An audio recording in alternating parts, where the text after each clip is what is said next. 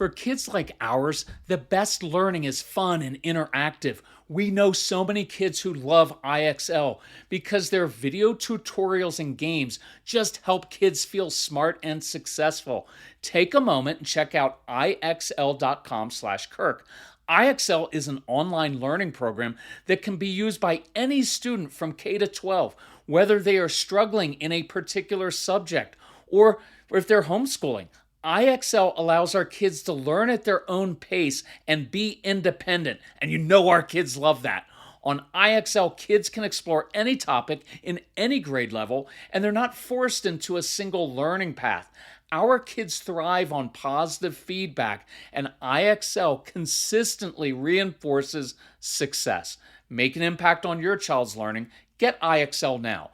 Calm Parenting Podcast listeners get an exclusive 20% off an IXL membership when you sign up today at IXL.com/Kirk. So visit IXL.com/Kirk to get the most effective learning program at the best price.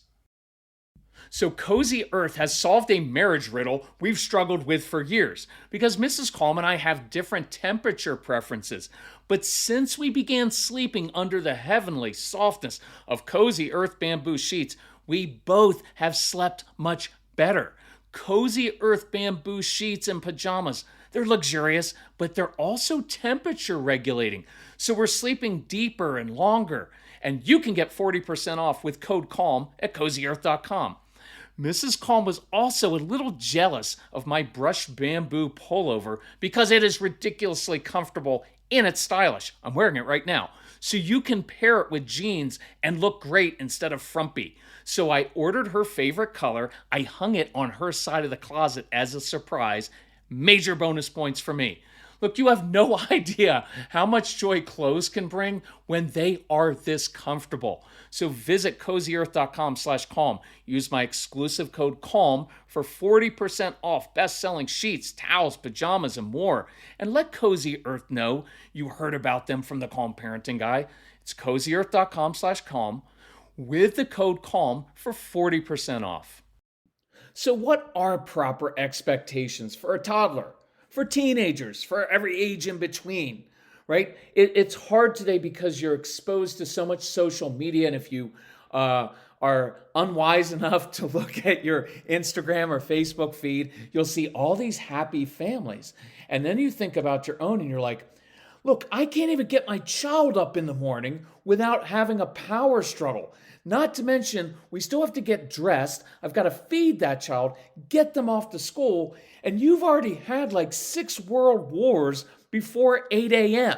That's hard. So I want to give you some perspective today that I hope you will find liberating. And that's what we're going to discuss on this episode, a bonus episode, thanks to many moms who emailed me about this, of the Calm Parenting Podcast. My name is Kirk Martin. I'm founder of Celebrate Calm. You can find us at celebratecalm.com. If you need help, contact our strong-willed child. And so much of this comes from our experience with him. And then we had 1,500 kids come into our home. We've worked with almost 1 million families. So I hope that this resonates with you in very, very practical ways. But our son's name is Casey, Casey, at celebratecalm.com. Emails, tell us about your family, ages of the kids, what are you struggling with? We will reply back personally because this isn't a business, it's a family mission to help you with this. My one thing I would note is if you are interested, go to the website, get the Get Everything package. You will be fully equipped for the school year ahead, for kids of all ages, for dozens and dozens of situations, for school issues. There's resources you can share with the teachers, all that. So I'm going to start with little kids and work my way up. This will be heavily skewed toward toddlers because of all the moms who asked me to do this one, and I don't like to upset already stressed out moms. So this isn't even in my notes, but moms, look, you know how this works as a family, as parents. You think when your kids are little, it's like every single decision we make is going to determine their future. It's not true. You could be a horrible parent for a little while and your kids still will probably turn out okay, right? Don't put that stress on yourselves as a new parent, right? Just know, yes, you're going to need to be consistent, do those things, but you can't do it all the time. And before I forget, a couple other things, just for perspective, even if you're not religious, doesn't matter. There's ancient literature, some of the most ancient literature, and it tells stories. And stories reflect the culture that they were written in. And one of the very first stories about a family is this family where there were two kids, and one of the kids killed his brother. That was before video games, before guns, before violence on TV, which means from the beginning of time, there were disagreements in the family. Kids were killing each other. So I always like to joke, if you've got more than one child and they're still alive, you're a good parent, right? If you're doing better than a 50% murder rate among your children, historically speaking, you're a good mom. So you can relax about that and know that power struggles, conflict in the home is the norm, right? The purpose of relationships and family is not happiness, right? Someone told you that when they married you, but they lied to you, because the purpose of relationships is transformation. Think about it. Think what a family is. You get two adults who come together and get married. It is the union of two imperfect people, right? Who were largely selfish and look after our own needs. Or some of you, or it's even worse, you're people pleasers and you grow up trying to please everybody else and you put everybody's needs before yourself and you get married and you think, oh, if I just do this, I can change this spouse. Well, that ends in resentment and divorce and a lot of unhappiness, so that doesn't work, right? And what else do you get? You get two, usually we're young when we get married, and you have no idea what all of your issues are. They won't come out until later. Usually when you start having kids and you realize, oh, I have family of origin issues. This is from my childhood, and I didn't realize that I had abandonment issues, and then I married a guy or a gal, can be either way, either gender, married a guy who ends up, he doesn't like conflict. So he runs from issues. That triggers my abandonment. I go after him even harder, right? There's all these things going on. So the purpose of relationships is transformation. So if you can just dig in and think about your spouse and think about your kids as you are a tool for my transformation. You are going to help me grow up and deal with things I never dealt with when I was younger. You're going to help me become more mature. I should end the podcast right there because that's enough to think about. But let's roll with it. So toddlers, here's what I want you to know. Toddlers are not supposed to be productive or efficient, right? Their job is to ruin your agenda for the day. It is, because they're supposed to make messes and explore. When they wake up in the morning, everything is new to them. They want to touch things and explore things and put things in their mouths. And remember, big principle, whenever you say no to something inappropriate, always say yes to something appropriate. Right? Because if your whole day with a toddler, no, stop it. Don't do that. Take that out of your mouth. No, no, no. Strong-willed kids are very energetic kids, and a lot of it is mental energy.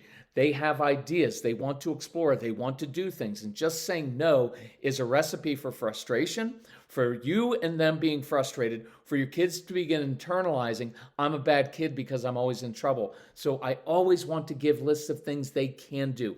Lots of missions and challenges. And this isn't just toddlers. This is elementary school kids. This is all the way through high school, really, but it skews a little bit younger. So I was doing a phone consultation with this family, and his dad was like really hung up on this because he's like, well, kids got to learn from a young age to be disciplined. I was like, sure, I know. And they'll learn from your discipline. But when they're 4, what? So I asked him this. He was a business guy, and I said, I want you to write a job description for a 4-year-old. Right? And I don't think it's going to sound like it needs to be a self-starter with initiative who has a lot of discipline. Right? No, he doesn't. He's 4. So I want you to relax with those kids a little bit. Know that their job is to ruin your agenda. And this may be the first time where you come face to face with the fact that you have control issues and you have anxiety issues and you need things to be just so. And this little toddler is going to mess with that.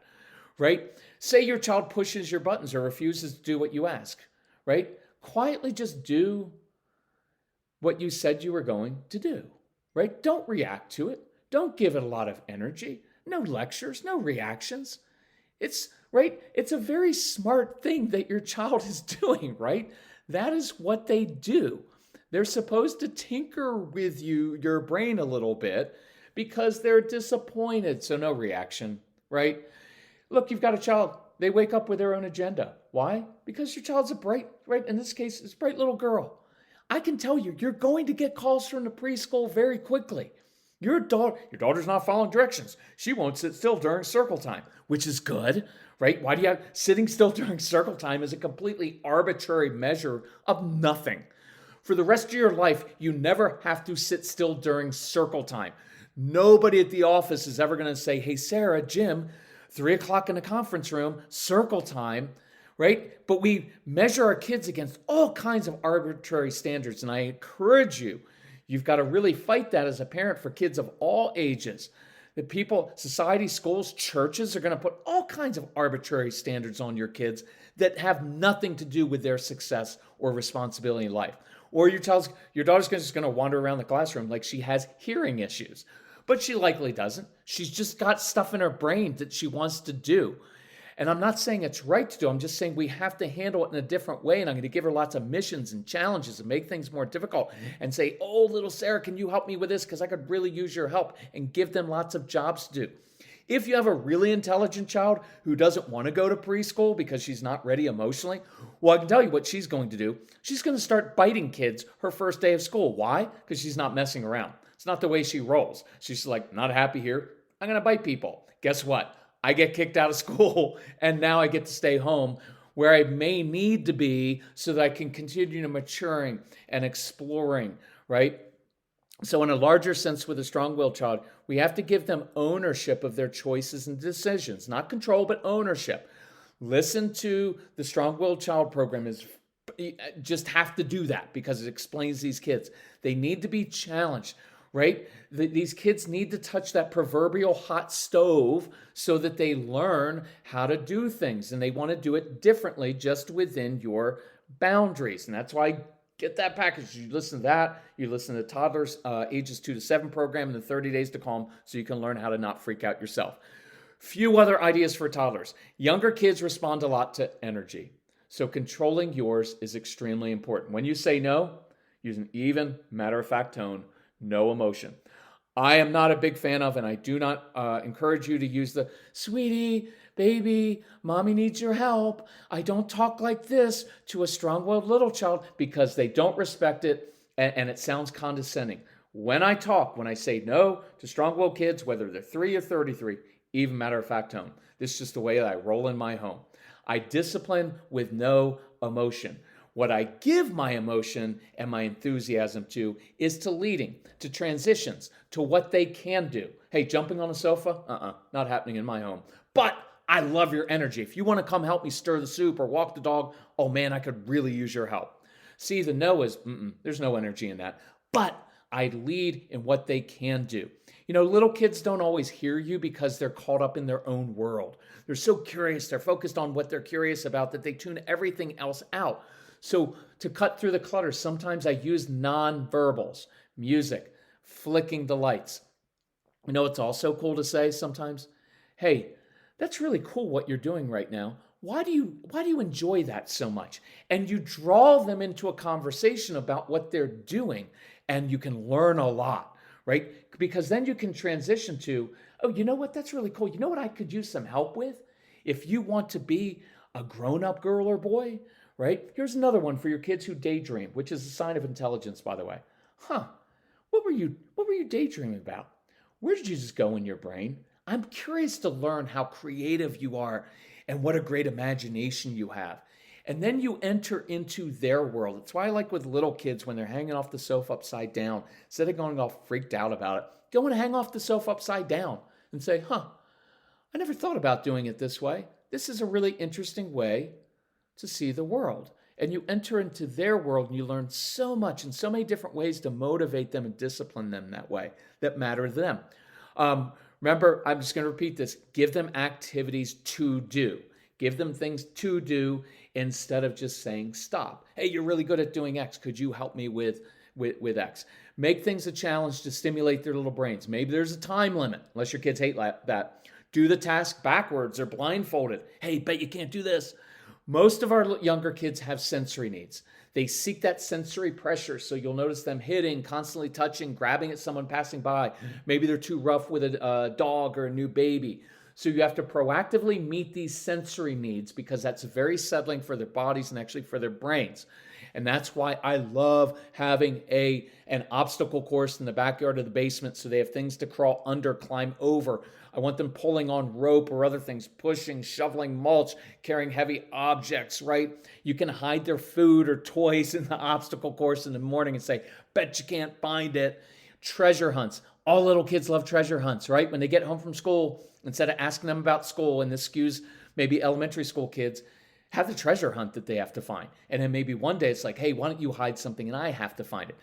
As your kids get older, gymnastics, swimming, and martial arts are often very helpful because your kids are often better at individual sports, and these also meet sensory needs, right? When they're upset and physical, I like to revert to and lead them to one of those physical activities they enjoy, right? I'd rather have a phone book so they can, not that they make those anymore, but that they can rip up like the Incredible Hulk so to pull and push on things. Final thing just about with little kids is enjoy them, right? I know your little kids are irritating and they annoy you, get under your skin, but that's a clue that you have a lot of triggers that you need to work on and do the opposite work with. Otherwise, you're letting a toddler control you.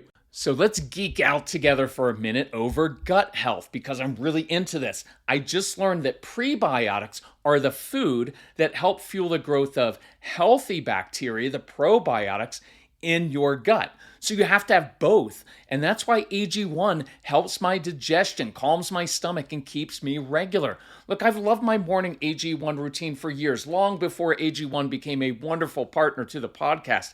It's a quick, easy win because I start my day with 75 vitamins, probiotics, prebiotics, and whole food sourced ingredients. I just don't have that stomach distress anymore, where that bloating, that kind of interferes with your day and puts you on edge. Plus my weight is down. I've got energy for this hiking season. I'm drinking my AG1 right now while I'm recording this, and I think you should as well. AG1 is offering new subscribers a free $76 gift when you sign up. You'll get a welcome kit, a bottle of D3 and K2, which I love, and 5 free travel packs in your first box. So check out drinkag1.com/calm to get this offer. That's drinkag1.com/calm to be kind to your gut. Now, I'm going to add this because there's a mom with 2 young kids under the age of 3. And I just emailed her and said, we've got to readjust your expectations. You have 2 kids under the age of 3. Your house should be a mess most of the time. And your entire day should be putting out fires. I know there are some moms out there with 2 or 3 little kids, and they're all put together, and they all look awesome, and their clothes match, and they're happy and smiling. But they're weird, and I can guarantee, I'm kidding, but not really. Underneath the surface, there's stuff about to explode. And you're like, I don't care what clothes you wear, if you even wear them. Just wear the same clothes for the straight 15 days in a row, right? But life is supposed to look like this. The house is going to be messy. You're going to be putting out fires because you have an infant and a 3-year-old. So simplify everything. Don't try to do too much. In this case, I didn't hear anything in the email about the hubby, right? So I was just taking a shot and said maybe hubby needs to step up and be more supportive. You can't do it all, right? But with hubbies, I want you to be specific with exactly what you need. Just saying, hey, I need your help around here usually invites a hubby to yell, right? Instead, very, very specifically, here's what I could use your help with, right? Because you're overwhelmed. You've got all these people looking to you to hold things together, and that's too much to be responsible for. I want to start working in some self-care during the day before or when you get worn down. So think about what does recharge you, what feeds you. What can you sneak in for 3 minutes or 5 minutes or 7 minutes, right? Because you've got 2 little ones. You can't just leave them on their own and go to yoga class, right? But you've got to start being mindful of taking care of yourself because when you do that, you'll be much better for your kids. And here's what I'd end with the younger kids. I want to give you permission sometimes just to make it through the afternoon. Moms and dads with the strong-willed children, sometimes just do what works. Just do what works. If you want to eat mac and cheese for 3 straight nights, eat mac and cheese for 3 straight nights. Nobody's going to die, okay? You're not a bad mom because it's not even organic mac and cheese. It's Kraft. It's horrible. And they're not going to die because that's what we grew up, and I'm pretty healthy. Our whole family's healthy, and we grew up on all of that stuff. And Kool-Aid, mac and cheese, Kool-Aid, and Twinkies. And yet we're still here and we're okay. So, look, sometimes throw a movie on for the little ones. Oh, I'm never going to use screens as a babysitter. Really? I will occasionally, not all the time, not hour after hour, but occasionally to put on a good little movie or an educational show so you can feel better about yourself as a parent for the little ones that happens to be entertaining. And then lie down on the floor with them and watch a movie or play and let some of those things in the house go. And look, if you married an engineer or a project manager and he's like, why didn't you get all this stuff on the home? Then you need to stand up and say, hey, you got to help me out here, right? You get to go to work every day. If this is what's happening, some of you are stay-at-home moms, some of you stay-at-home dads. I know it's all over the place. But in this case with this mom, right, it's like if he's going to come home and complain, you say, hey, why don't we trade for a couple days? I'll go to the office with all of the adults and you hang out and handle literally everything in the home plus 2 kids under the age of 3. And we'll see what the house looks like when I get home, right? So let some things go. It doesn't matter. I'd rather have you lie on the floor and connect and giggle with and have fun with your kids than try to fit them into some kind of false Martha Stewart 1950s whatever agenda that's making you miserable and yell at your kids and everybody unhappy. And if it's a situation where hubby's coming home, then ask him to bring dinner home or just make it himself. You've got to ask more of us as men. Just don't do it with resentment and be specific about it. And when we step up and try, make sure you say, I really appreciate you helping or trying in your own man way to help. Please roll with my sense of humor in this. I'm a guy. I know my limitations, especially back then. I am much more enlightened now, but back then, not so much. So roll with this. I want you to begin trying to enjoy some of this time, as taxing as it is. And I think it's the false expectations that are getting you.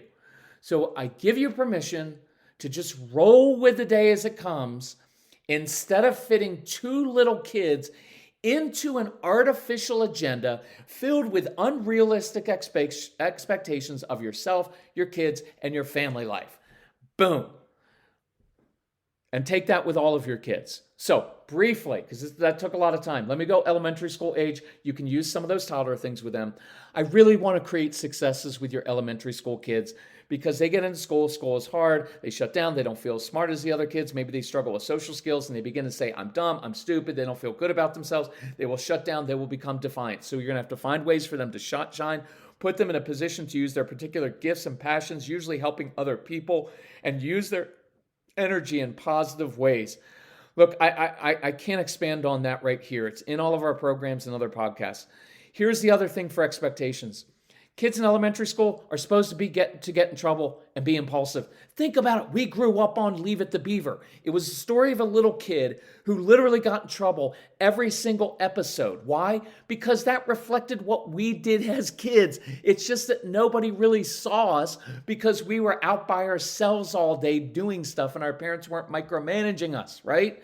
So you want kids being impulsive at age 7 and 10 and 13, just not when you're married to them at age 33 or 43, right? So you've heard me say this before, but it's like parents get freaked out like, I can't believe my 9-year-old snuck his iPad into his bed at night. He knew that was against the rules. Don't be so shocked.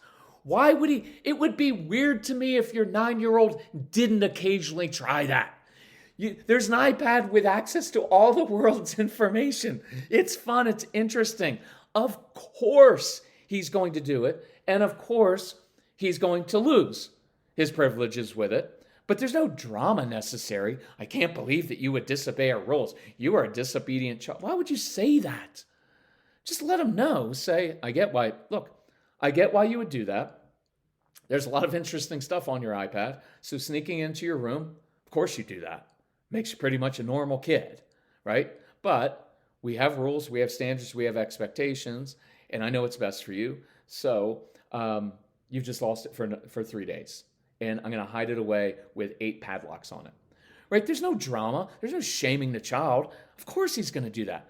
Okay, a couple more. Middle schoolers. And if you want, I can do a whole thing on middle schoolers and teenagers another time. But middle schoolers, look, if you have a middle schooler and you're listening to this, I guarantee your middle school child is probably sitting in a hoodie sweatshirt, the same hoodie sweatshirt they've worn for 17 straight days without washing it. And they're probably playing video games because that's what they do. Middle school is an awkward time of life. You're not a little kid anymore, but you're not a grown-up either. And so I would reassure and normalize that it's normal to feel awkward and that every one of their friends feels the same way inside, even the cool kids. They probably feel even more insecure, and that's why they act so cool. But normalize it. This is a hibernation phase of life. Not many middle school age kids, especially boys in our experience, are all that motivated. They're not going to come home and say, Mom, Dad, could you give me some extra work? I really want some extra work because I want to work my hardest to show you that I'm disciplined and ready for life. It's not happening in middle school, especially for a strong-willed child, right? And beware the temptation. Watch what happens. You have a middle school age child who is very smart, bright, capable, but is not living up to his potential, and neither are you, so let go of that. And watch what happens. Our anxiety kicks in. We think, who is going to marry this child? Who would possibly hire this child? He's going to be living in our basement till he's 29 playing video games. And you start picking out all the things that they're not doing right, all the things they're doing wrong. And when you do that, they begin to shut down, get resentful, they get more defiant, right? Saying, if you would just apply yourself. What a horrible thing. Do not use that phrase with your kids, or I will come and I will lecture you for that, right? Same thing you do to your kids. If you have a middle schooler or a teenager, here's what I want you to do for the next week. Notice all the things that they're doing right, all the things they're doing well. This can also be, what aren't they doing that's really awful, right? Because there are other kids who are doing all kinds of stuff in the teenage years that your kids aren't doing. And that's still a big deal. So affirm them for what they're doing right instead of always pointing out what they're doing wrong. And I guarantee you that will motivate them to work harder for you. Think about this for your teenagers and older kids. Their job description is to seek independence and make their own decisions. That's what they're supposed to be doing.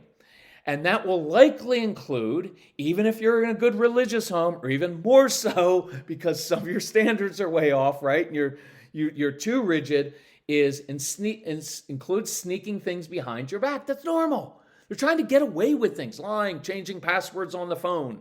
Now, your job is to protect them. Just because I say it's normal doesn't mean you say, oh, it's okay, I'll let them do it. No, I just don't create drama and shame them and act all upset because my teenager is talking back a little bit and wants their independence. Of course they're doing it. Part of what they're doing is to see if you're trustworthy. Watch, a lot of teens will say, well, I don't know if I can trust my teenager. And I'll flip it around and say, I'm not sure if they can trust you. Because when they do normal things, you overreact. So guess what they start to do? And this is where I get a lot of Christian parents or religious parents. Lying, sneaking behind your back because they know you can't handle it. Right? So don't get all flummoxed because your teen lied to you, right? So it's normal. Just redirect and discipline without drama, without lectures, without explaining, without reasoning, without convincing and shaming, going on and on, right? So parent, the child had reset all the passwords, right? So that mom and dad couldn't check what they were doing. That seems pretty normal to me because who wants to be held accountable?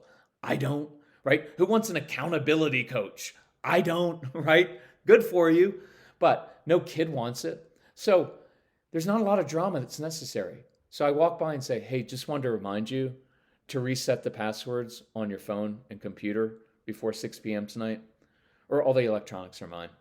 And then you walk away. and you give them space, ugh, you're so annoying. Of course they're going to say that because you're being the mean parent and making them actually do it. But walk away and give them space and let them be upset for a little bit, right? They don't have to like it. You don't have to like it. It's just the way it worked because I'm mean and I actually care about you, right? But look, all the passwords reset by 6 p.m. tonight, or the electronics are mine, right? There's not a lot of drama. I can cut off the router. I can call the phone company. I can cut off the phone service. There's no drama, right? Does that make sense? I hope you found that helpful. I talked really fast. If you need help, reach out to Casey at celebratecalm.com. If you do want to just get my recommendation, get the Get Everything package. There are detailed action steps for each different age group at dozens of different situations, so you know exactly what to do. Plus, this includes the No BS program. It's especially helpful with the older kids and teens to build that close relationship. So if you need help, reach out. Thank you so much for sharing our podcast with others. Love you all. Talk to you soon. Bye-bye.